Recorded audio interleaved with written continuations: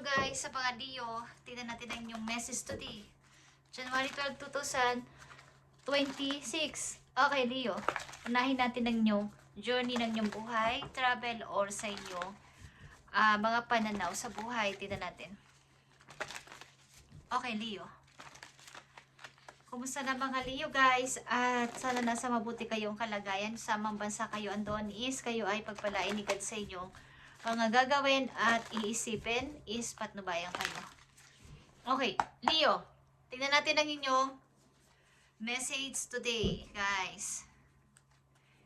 Okay, nasa disyerto ba kayo, guys? Nandun ba kayo sa bansang medyo mainit din ang sabi nila? Okay. Mainit ang lugar o mainit ang lugar na yon, sabi nila. Okay guys, Leo, message po yung at titignan natin nakapalob sa message nito para sa inyo. Okay.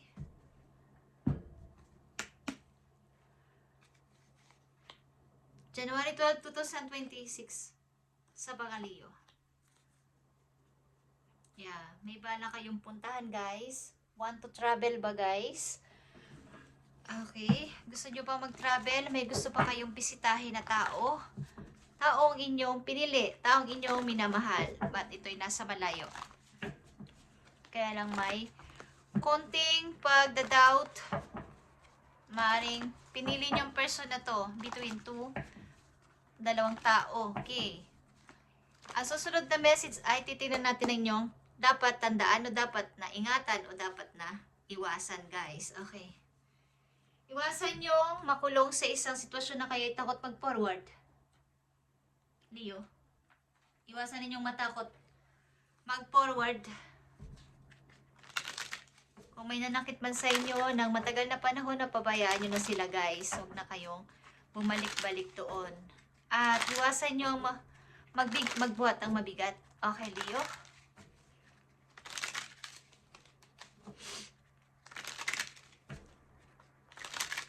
Message for you ngayon, January 12, 2026. At kung may Capricorn sa inyong chart is happy birthday sa kanila, guys. Andito ang forgiveness. Okay. Iwasan nyo na yung pagtingin sa nakalipas at pagpapatawad na is needed dito sa nakaraan na maraming taon na. Okay. Leo, tingnan natin ang message for you. Unang message for you. Tingnan natin. Andito ang view from above. Okay? Get the big picture, Leo. Doon kayo pumesto sa mataas na part para makita nyo ang ganda ng view. Minsan ko na itong message na to ay nabasa ko na sa inyo. Mga buwan na nakakaraan. Is, pumesto kayo sa mataas na part para makita nyo ang ganda ng view. Ibig sabihin, mas mag-focus kayo dun sa gusto ninyo talaga, sa target ninyo, plano ninyo. Huwag na kayong magpa-disturb sa iba na may mga sulsul dito. Ito na lang gawin mo, Leo. Ito na lang ang subukan mo, Leo. Kapag yun ang yung target is dun kayo, naka-focus talaga. Wala nang iba pa. Kung yun talaga ang gusto ninyong tao, gusto ninyong trabaho, gusto ninyong makamit sa buhay, yun lang, dire-diretso na at wala nang iba pang pagpipilian. Yun na talaga. Doon na kayo naka-focus. Okay. At huwag kayong magpa-disturb sa iba. Ang mga taong namamasyal sa mga tourist spot talaga is doon sila pumepesto sa mataas na part para mapicture nila yung baba at makita nila talaga ang kagandahan ng view. Katulad ng mga namamasyal na ganun is, ganun ang gawin ninyo.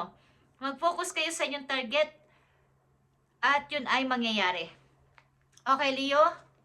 Andito ang kakulangan mo sa money. Ilan sa inyo may kakulangan sa money. Medyo hindi naman yung tipong hirap na hirap sa money. Merong nadating yung araw na kayo ay nagigipit at kailangan nyo humingi ng favor. Kailangan nyo manghiram, mangutang. But, ang ilan sa inyo is nahihiyang humingi ng favor. Lalo na kung paulit-ulit at sa isang tao lang. Kaya, natututo kayo magtiis. Meron naman sana kayong hihingan o meron kayong hihinga ng tulong o favor, but nandito yung pagtitiis nyo at pagsisikap na sa sarili nyong paa ito. Kumbaga sa sarili nyong kakayanan ito gawin ang magkaroon ng solve ang inyong solution ng inyong problema. Kaya dito ang view from above is kung ano ang inyong target sa buhay is ipagpatuloy nyo lang para hindi nyo maranasan to at maranasan pa ang 5 of Pentacles na to, kakulangan sa pera. Okay, Leo? At nandito ang 7 of Swords, mga pagtataksil ng mga ibang tao para sa'yo. Yung mga plano mo na dapat na isasaayos na, gagawin na is andun yung mga pagpigil. Andun yung pagka-delays, guys. Kaya andito yung view from above. Huwag niyong ipagsasabi ang inyong mga gustong gawin sa buhay. Simula sa ngayon, maging private ang inyong buhay. Huwag niyong sabihin isa-isa sa kanila na ganito yung next na gagawin ko. Dito ko gustong pumunta. Ito yung taong mahal ko. Huwag niyong ipagsasabi sapagkat may mga magchichismis sa inyo, guys. May mga ahahad lang. May mga bad words silang sasalitain. Kumbaga yung kasabihan na evil eye is nangyayari talaga yan, guys. Totoo yan. At nakikita nyo ba tong 5 of Wands? Puro to obstacle, puro to parang babaan ninyo. Pagbagsak ninyo, guys. Maraming gustong umabot sa'yo, maraming gustong humila sa'yo pababa at hindi ka magtagumpay. Ito ay 5 of Wands. Papunta ka na sa tagumpay but may humihila sa'yo sa pababa para hindi ka magtagumpay, hindi ka mag-victory, hindi ka mag-success. Sapagkat ang kasunod ito ay 6 of Wands, ito ay pag-success. Gusto nila maging ikaw din. Gusto nilang paano maging si Leo. Okay. So may mga taong pwede sa'yong humatlang, mag-disturb at magkaroon ng delays ang swerte na paparating sa inyo, guys. At hindi tumaas ang inyong pera. So kaya ang inyong message dito ay get the big picture, guys. Okay, Leo? Mayroon ka ng idea dito. At anong dapat ninyong malaman? Nakikita nyo ba ang moving on? Dapat nyong malaman at huwag nyong kakalimutan na sa haba-haba ng inyong pinagdadaan ng hirap o dinadaanan ng madilim na sitwasyon ng buhay, lalabas at lalabas kayo dyan at magkakaroon ng tagumpay ang inyong hinahangad na parang gusto nyong makita ang light, ang pag-asa. Nakita nyo ba to, guys? Moving on, tuloy-tuloy lang sa paglalakad at pagta-travel sa buhay, guys. Makikita nyo rin ang light, ang pag-asa. Kumbaga sa naglalakad sa mahabang tunnel is napakadilim doon at napakahirap huminga. Pero makakalagpas din kayo at makikita nyo ang daan patungo sa labasan, guys. At ito ay maaaring ilan sa inyo kung nagpapatuloy sa ngayon sa buhay ng tuloy-tuloy talaga bandang spring. Okay? Magkakaroon ng katuparan ng inyong hinahangad o pinagpipray o wini-wish kay God. Okay. Tignan natin ang inyong mahalagang message, guys. Ito ay luck. Nakita nyo ba ito? Ito ay swerte na kasasabi ko lang kanina. Ito ay ladybug. Your goals are about to manifest in remarkable, Leo. Dreams are coming true to fruition. Stop and enjoy this moment, Leo. It is important to let things flow at their natural pace. Okay, rest assured that in the due course of time, your wishes will come true. Nakasasabi ko lang, matutupad ang inyong wish. Maaaring bandang June, may mangyayaring napakagandang balita sa inyo bandang June, guys. Okay. At ito ay magsisimula sa spring. Okay. Is tuloy-tuloy lang sa pagmamanifest ng iyong gusto na gawin sa buhay at view from above talaga. At huwag pabayaan ang mga tao na pumasok sa buhay ninyo basta-basta lang. Huwag nyo bigay ang inyong mga information, mga details, at mga gagawin sa buhay simula sa araw na to, Leo, sapagkat may gustong huwag kayong magtagumpay sa buhay. Okay? Hihilahin kayo pababa para kayo ay hindi makapag-start ng gusto ninyong pasimulan. Okay, ano man yan, guys? Kahit yan ay private, kahit yan ay about sa pag-ibig, sa trabaho, sa kaperahan, sa planong negosyo, huwag niyong ipagsasabi simula sa araw na to. Okay? Your goals are about to manifest and remarkable. Kaya, view from above, guys, and get the big picture. Okay?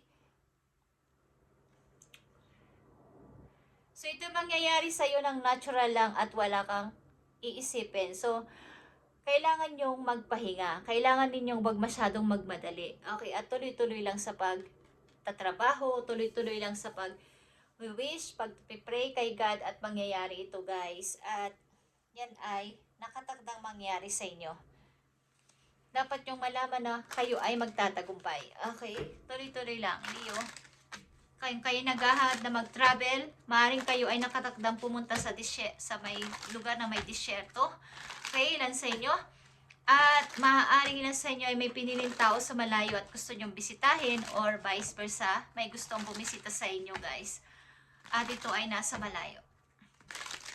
Okay, Leo, paparating pang message sa'yo na maaaring hindi nyo pa alam o wala kayong nararamdaman. Okay. Thank you, Spirit. Dream come true, Leo. Iwasan nyo ang magbigay ng information kahit kanino. Sapagkat gusto nilang maging katulad. Parang gusto nilang maging katulad nyo sila. Okay? At gusto nilang matulad sila sa inyo. Yung paano ba maging si Leo. Pinapangarap kayo ng mga tao na to. Okay? Na paano ba maging si Leo. Okay guys. So, kayo ay mag-view from above, guys, para hindi kayo ma-disturb ng mga, kumbaga, yung mga tao kasi, pag nagpipicture sila, pag namamasyal sila, sama-sama sila doon sa patag. So, ang daming na magugulo, diba? May sasama sa pictures mo. Mas, gusto mo ikaw lang yung nandun, walang ibang taong dumadaan, pero marami. Okay? So, kayo ay mag-view from above para walang istorbo. Guys, yun ang example doon. Maaaring paparating sa inyo na maaaring hindi nyo pa alam. Thank you, Spirit. Okay. 6 of Wands is here. May mga tao, nilan lang nasusuporta sa iyong tagumpay. Maaaring go, Leo. Go for it. Yan ang sinasabi sa inyo ng mga ilang tao, ng isang tao nagmamalasakit sa inyo. Maaaring inyong mahal o inyong partner o inyong lovers. Isinusuportahan kayo kung paano kayo magtatagumpay sa buhay. At ito ay inyong victory talaga. Ito ay 6 of Wands, guys. Kayo ay mag-go lang. Huwag kayong papigil. Okay? Yan ang dapat yung malaman na maaaring hindi nyo pa alam. At talagang may humahad lang sa inyong plano, guys. Ito ay Ace of Wands. Mga bagong paparating. Sana sa'yo is maraming hahad lang. So kayo mag-ingat. Protect yourself. Protect your money. Sapagkat hindi ka pinapaligtas sa mga tao na to. Nagsasalita sila ng hindi maganda laban sa iyong pangalan. Leo, kayo ay mag-ingat. Okay. Maaaring ayaw kanilang maging matagumpay sa buhay. Ito ay isang person na nagbabalat kayo. May iba't ibang mukha. Iba't ibang ito ay malapit sa'yo. May iba't iba siyang karakter na ginagampanan sa buhay mo. Maaring minsan, sa harapan mo mabait, pagtalikod iba. Okay? Just saying, thank you Leo and God bless.